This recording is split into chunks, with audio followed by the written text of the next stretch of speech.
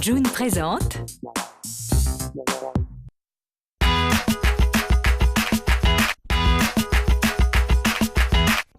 You and I buy star maps and drive my car around Los Angeles.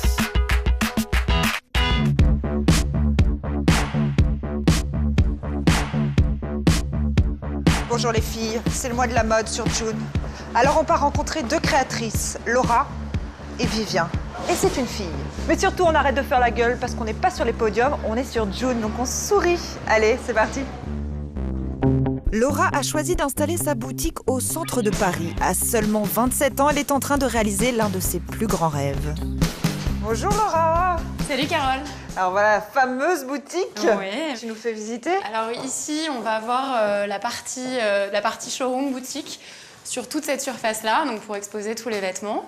Et puis, dans le fond de la boutique, on va installer un atelier avec les machines, les bureaux, les tables de coupe et tout ce qu'il faut pour fabriquer ces vêtements.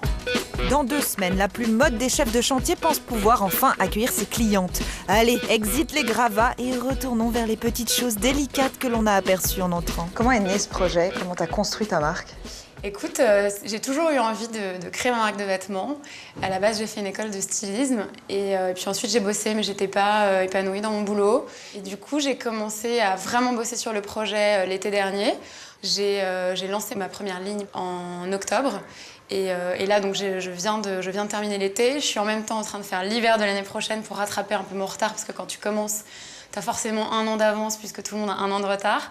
Donc là, j'ai une année un peu difficile, où du coup, je dois faire 4 collections en 1 an, quoi. Et t'arrives à te renouveler, à avoir de nouvelles idées quand tu dois faire 4 collections en même temps? Ouais, pour le moment, oui, c'est le début, donc c'est pas trop difficile. Mais écoute, on verra après, mais pour l'instant, ça me pose pas de problème. Moi, je suis inspirée. Laura l'est tellement qu'il va falloir être forte, les filles, pour ne pas succomber à cette robe. Brodée à la main. À cette robe drapée avec... Un galon ceinture. Ouais, cette jupe. Avec un petit zip en satin dans le dos. Donc voilà, elle est assez fraîche, elle est mignonne pour l'été. En haut, on résiste à l'appel de ce perfecto en tweed ou de celui-ci. Avec des jolis manches en python. Après, on a une petite veste avec un joli tissu, tu vois. C'est un mélange de laine et de soie. J'aime bien ces textures. Et puis, j'ai joué avec du cuir un peu irisé que j'ai mis en empiècement de bas de manche. C'est toujours bimatière, en fait. C'est souvent bimatière. J'aime bien les matières. C'est ta patte. C'est ma patte, c'est ça. Et c'est d'ailleurs à partir des matières que Laura crée un vêtement. Petite révélation en avant-première, l'hiver prochain on aura. Des petites dentelles, des tissus brodés, du cuir, il y aura un petit peu de fourrure. Voilà, toujours pas mal de lamé, surtout argent. Que de matières luxueuses. Alors si cet été vous avez envie de craquer pour une de ces vestes, comptez quand même entre 300 et 700 € et entre 200 et 400 € pour une robe. Des pièces uniquement sur commande, ben oui, ça évite d'avoir trop de stock, surtout quand on se lance. C'est pas difficile le monde de la mode quand t'es une petite créatrice qui débute? C'est toujours difficile parce qu'il y a peu de place et peu de tolérance, donc c'est vrai que c'est pas forcément simple. T'as pas peur en tout cas? Non, j'ai pas peur, je me pose pas de questions, je fonce et on verra. Quittons Laura et sa collection poudrée pour un tout autre univers, celui de Vivien. Bonjour Vivien. Bonjour. Quelle boutique incroyable. Oui, c'est ma petite boutique. Qu'est-ce que tu vends ici? Alors, c'est mes créations et celles de ma sœur Olivia. Ah, elle est au fond, elle se cache. Voilà. Bonjour Olivia. Bonjour. Elle crée les bijoux et moi, je crée les vêtements. De quelle inspiration? Parce que c'est très noir ici. Oui, c'est l'inspiration gothique chic. Voilà, c'est très sombre. Voilà. Et finalement, pas tant que ça. Oui, parce que la grande comme la petite sœur sont des gothiques très souriantes. En ouvrant leur boutique il y a seulement 3 mois, elles ont voulu casser les clichés et réinventer une mode portable pour toutes les accros des plateformes shoes. Vivien, c'est quoi les modèles qu'on va porter cet été si on veut acheter des choses chez toi? Cet été, on portera des pièces. Alors celle-ci, c'est vraiment un peu à la californienne, cool, court devant, long derrière, hein, et c'est un queue de pie. Pourquoi tu dis à la californienne? Quand c'est ouvert devant et fermé derrière, c'est californien? Bah, c'est la mode cette année là-bas et il y a ce côté un petit peu indie là, que j'essaye de retrouver. Ce qui est marrant d'ailleurs, c'est qu'il y a pas mal de vêtements comme celui-ci qui sont vraiment d'inspiration hippie. On voit bien l'enchaînement entre la manche et la petite robe super courte. Voilà, bon, elle est un petit peu courte, c'est un prototype. Elle sera plus longue en vrai, parce que bon, on est à Paris quand même. Ah, faut pas être trop court? Ah bah pas trop court, ouais, parce que... Zut. Un peu plus décente, cette robe inspirée des années 50, ce kimono en soie facile à porter avec un jean, ou encore ce t-shirt organique tout doux. Qui vient chez toi dans cette boutique? Alors ce qui est fou, c'est que finalement, la clientèle gothique représente même pas 15%, je dirais, Ah ouais. vue d'œil. En fait, je crois que toutes les femmes ont ce petit côté un petit peu sombre, où le matin, elles ont envie d'être un peu rebelles, un peu gothique, un peu grunge, un peu rock. Et c'est difficile, quand on est gothique, de s'habiller, de trouver des fringues adaptées à ce qu'on aime.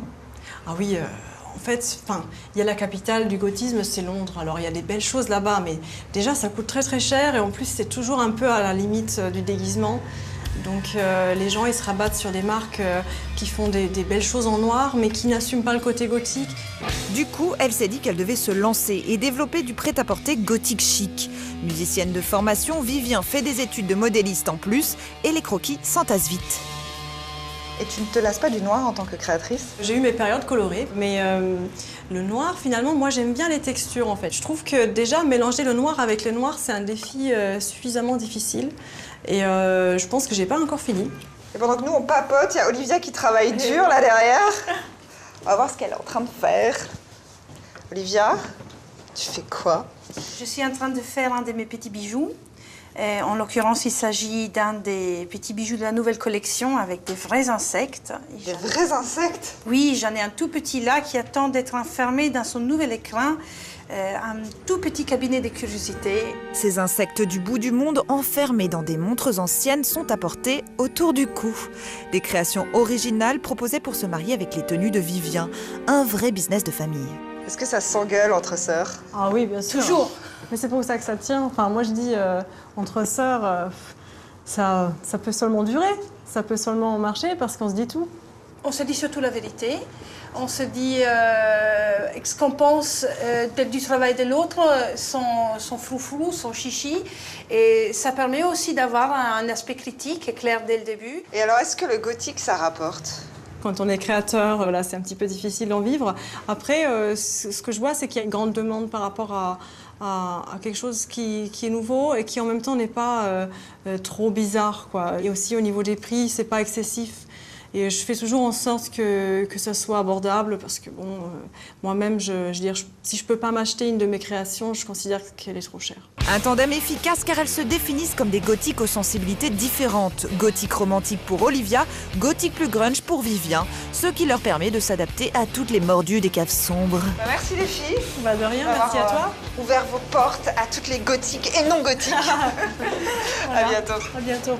À tes prochaines envies sombres. Je manquerai pas. Bientôt, bientôt.